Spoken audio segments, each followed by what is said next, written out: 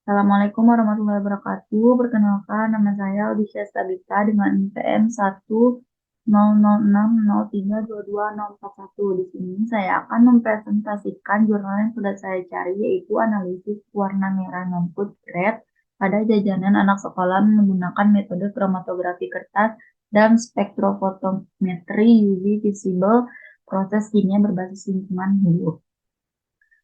Berikut adalah referensi jurnal yang sudah saya dapat. Kemudian untuk meningkatkan mutu produk pangan dapat dilakukan dengan penambahan bahan tambahan pangan atau BTP pada makanan. Warna merupakan salah satu BTP yang sering ditambahkan pada produk pangan karena dapat meningkatkan minat konsumen. Oleh karena itu, para penjual produk pangan berlomba menawarkan aneka produknya dengan warna-warna yang menarik dengan menambahkan BTP pewarna.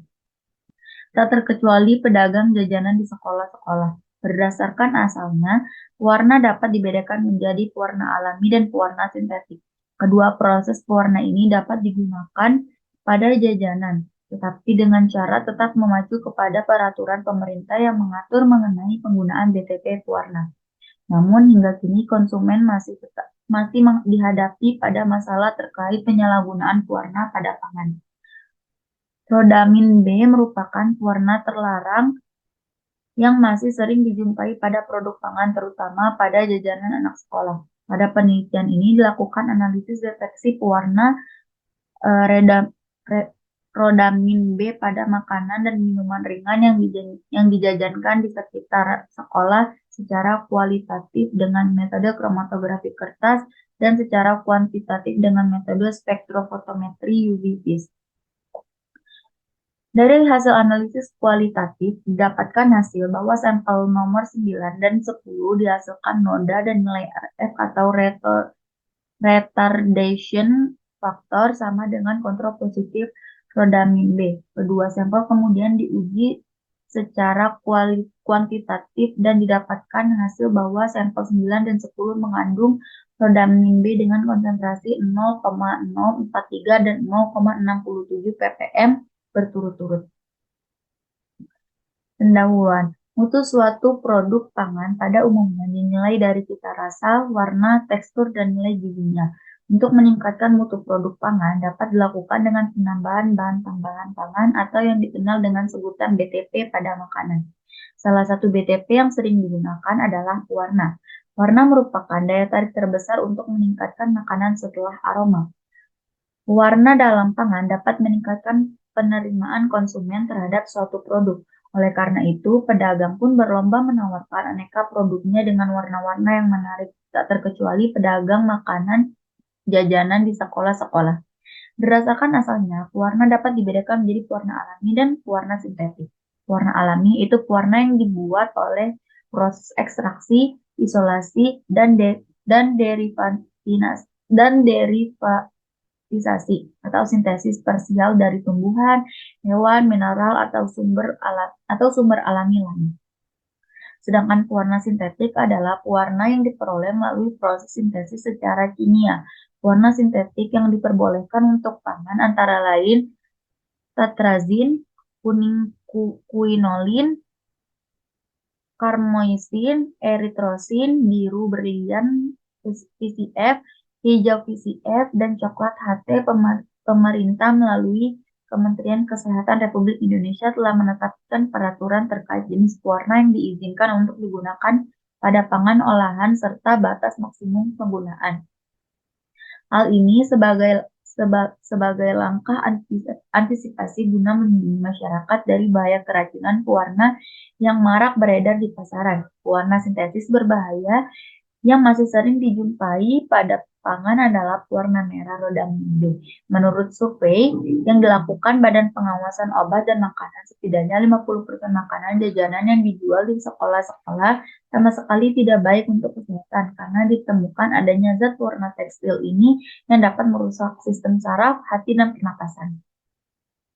Pengambilan sampel jajanan anak sekolah dilakukan secara acak pada penjual jajanan. Preparasi sampel dilakukan dengan menimbang masing-masing sampel sebanyak 10 gram untuk sampel kering, sedangkan untuk sampel basah diambil sebanyak 10 mili. Sampel diletakkan pada labu aerolinear, kemudian ditambahkan 5-10 ml 5-10 ml asam asetat 10%. Penggunaan asam asetat berfungsi sebagai pelarut yang dapat melarutkan pewarna yang ada dalam sampel. Benang wol bebas lemak kemudian dimasukkan ke dalam aerolinear agar pewarna pada sampel dapat terserap oleh benang wol. Untuk menarik pewarna dari benang wol dilakukan dengan cara merendam benang wol ke dalam larutan amoniak 10% dan dipanaskan. Prosedur ini dilakukan sampai benang berwarna putih seperti awal. Larutan yang didapat kemudian digunakan untuk analisis secara kualitatif dan kuantitatif. Secara kualitatif, sejumlah larutan amoniak 10% ditambah warna yang didapatkan diuapkan terlebih dahulu sampai menyisakan residu. Residu yang didapat dicampur dengan beberapa tetes metanol, kemudian ditotolkan pada fase diam kromatografi dan dilakukan elusi. Sedangkan secara kuantitatif digunakan larutan tanpa proses penguapan. Pembahasan. Dalam analisis kromatografi kertas kali ini digunakan teknik elusi satu arah ascending. Pada teknik ini, eluen diletakkan pada bagian bawah bejana, kemudian kertas dicelupkan di atasnya. Eluen akan merambat ke atas dengan gaya kapiler dan laju pembatas yang pelan semakin lama akan semakin menurun karena pengaruh dari gaya berat. Namun demikian, perambatan yang pelan akan memperbesar kemungkinan untuk tercapainya kesetimbangan sehingga menghasilkan pemisahan yang baik. Analisis secara kualitatif dalam penelitian ini menggunakan metode kromatografi kertas di mana digunakan dua jenis eluen yang berbeda. Eluen pertama yang digunakan yaitu campuran etil metilketon berbanding aseton berbanding aqueous dengan perbandingan 70/30/30. Eluen kedua yang digunakan yaitu NaCl dalam etanol. Penggunaan dua jenis eluen dilakukan untuk mengetahui eluen mana yang dapat memberikan hasil maksimal. Proses pemisahan menggunakan kromatografi kertas berdasarkan polaritas dari sampel, fase diam, dan eluen. Pada penelitian ini, sampel pewarna bersifat polar, sehingga eluen yang digunakan juga bersifat polar, sedangkan fase diamnya bersifat nonpolar. Eluen kedua dari penelitian ini memiliki nilai indeks kepolaran yang lebih rendah dibandingkan eluen pertama, yaitu sebesar 7,88. Eluen kedua terdiri dari NaCl yang bersifat sangat polar dan etanol yang memiliki nilai indeks kepolaran sebesar 4,3. Dari hasil penelitian didapatkan hasil bahwa proses pemisahan menggunakan kedua eluen tersebut mendapatkan hasil yang sama, walaupun waktu yang dibutuhkan untuk proses pemisahan menggunakan eluen pertama lebih lama. Nilai ambang batas rodamin B dalam makanan tidak ditetapkan karena memang penggunaannya dalam makanan dan dalam jumlah sedikit pun dilarang. Menilik bahwa efek dari pewarna ini bagi tubuh sangatlah berbahaya.